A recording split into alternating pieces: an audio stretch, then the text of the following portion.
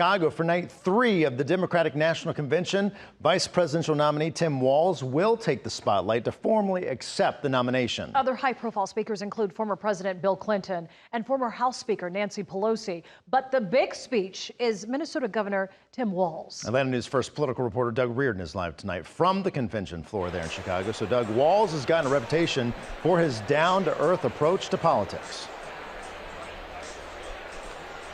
So much so that last night on stage, former President Barack Obama made a crack about the flannel shirts that he wears out on the campaign trail. And we've been talking to a lot of people here about Governor Walz. They don't call him Governor Walz. They don't call him Mr. Walz. They call him Coach Walz. That's a reference to his days coaching high school football quite effectively in his home state of Minnesota.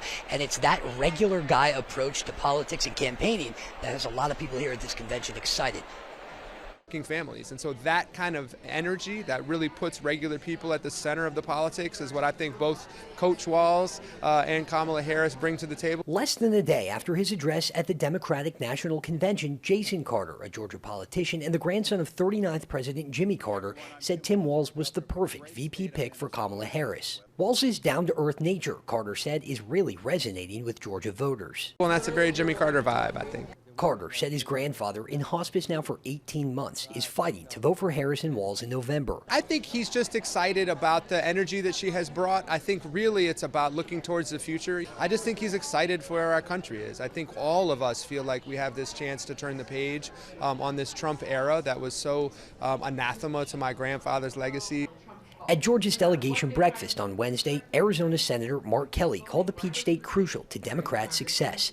Kelly, a shortlister for the VP nomination himself, said Walz was a fantastic pick in the end. And he's got incredible experience. I mean, as a teacher, a coach, a member of the U.S. House, 2 terms as governor, as a veteran of 24 years in the Army National Guard.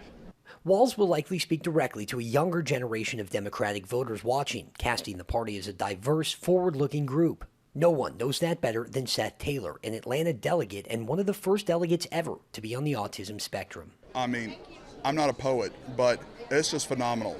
Seth says he feels seen by the party and is using his time at the convention to prove the possibilities to others on the spectrum. If I could go on the convention floor with all those 90 decibel noises and crowd noise and survive, then you can too.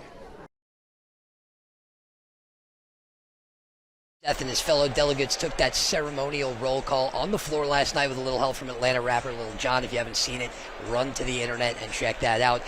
In addition to Walz speaking tonight, former President Bill Clinton will also be delivering a keynote address. From Chicago, Doug Reardon, Atlanta News First.